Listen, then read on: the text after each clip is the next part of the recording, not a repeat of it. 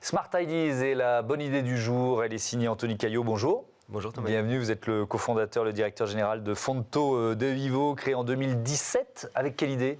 Avec l'idée de pouvoir donner à chaque famille qui vit un désastre humanitaire un système de purification d'eau pour pouvoir survivre et vivre dans l'autonomie et la dignité dans ces moments-là, au travers des ONG qui ont été nos partenaires et avec qui on a co-développé ce produit, donc les grandes ONG d'urgence françaises, Médecins sans frontières, la Croix-Rouge, Handicap International ou Solidarité Internationale.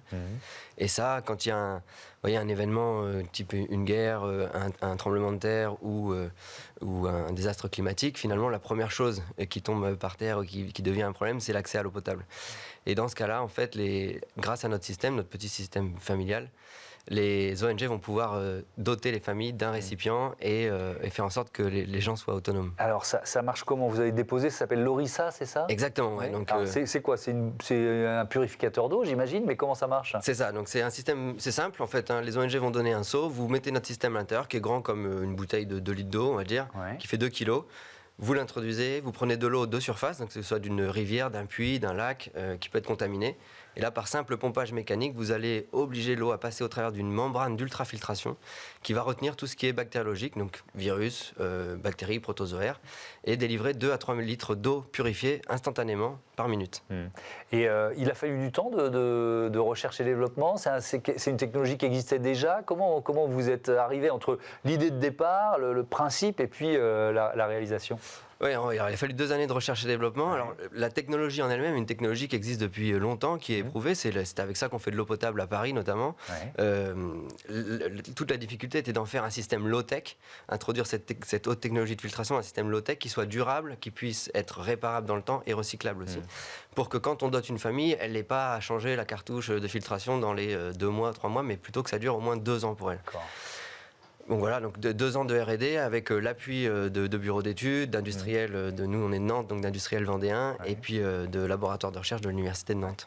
Et donc c'est un système qui fonctionne sans électricité, évidemment. Enfin, on voit bien le cahier des charges. D'ailleurs, c'était un cahier des charges que les ONG vous ont donné, en quelque sorte. Et c'est ça, il y avait un cahier des charges, on va dire, fonctionnel, et puis il y avait donc ce cahier des charges technologique, parce qu'il fallait que ça atteigne les performances de filtration qui sont recommandées par l'Organisation mondiale de la santé. Donc on puisse éliminer les virus et les bactéries, donc le choléra ou l'hépatite E.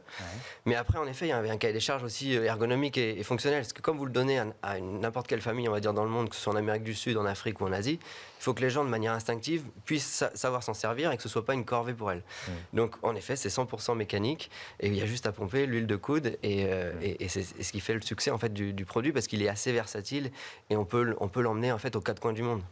Qui est utilisé où aujourd'hui déjà et par combien de dizaines de milliers peut-être de familles ? Ouais, on est même sur des centaines de milliers de personnes qui ont déjà été impactées, puisqu'à date, on a déployé plus de 20 000 purificateurs. Alors, les ONG d'urgence sur les théâtres d'urgence, mais en fait, c'est aussi un produit, vu qu'il y a 2 milliards de personnes qui n'ont pas accès à l'eau potable dans le monde, c'est aussi un produit qui peut servir au gouvernement des pays qui sont en train de se développer et qui veulent réduire cette brèche. C'est un des objectifs de développement durable des Nations Unies.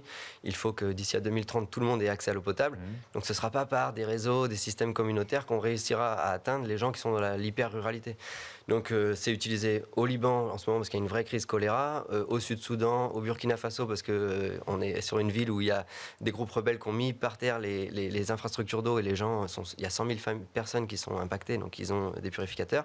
Mais en Colombie, le gouvernement a doté tout un département, que ce soit les familles indigènes, les écoles, les centres de santé, un département très rural, pour réduire cette brèche de l'accès à l'eau potable. Est-ce que vos clients sont forcément des ONG ou parfois directement justement des gouvernements ou des collectivités locales ?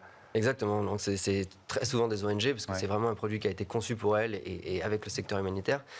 Mais ça peut être aussi directement des entreprises qui ont une fondation ou qui veulent faire de l'impact social et environnemental. Donc on a Capgemini par exemple qui nous soutient depuis le début pour doter certains programmes d'accès à l'eau. L'année dernière c'était à Mayotte, on a tous entendu parler de la crise à Mayotte. Et ça peut être donc des gouvernements ou alors donc les Nations Unies, comme l'UNICEF là, qui vient nous en acheter pour le Liban au travers d'appels d'offres. Et enfin, même, ça peut être des particuliers ou des tout petites associations, en fait. Comme ça ne nécessite pas d'être un expert, on va dire, de l'eau et du traitement de l'eau, il y a beaucoup de petites associations qui nous l'achètent pour aller eux-mêmes équiper un village, une école, un orphelinat et le distribuer. Merci beaucoup, Anthony Caillot. Bon vent à Fonto des Vivos. C'est de l'espéranto, c'est ça? C'est ça, ouais, ça veut dire fontaine de vie et c'est universel. Eh ben, merci beaucoup. Je remercie très rapidement Cyrielle Chazal, Angèle Jean-Girard et Héloïse Merlin. Salut à tous.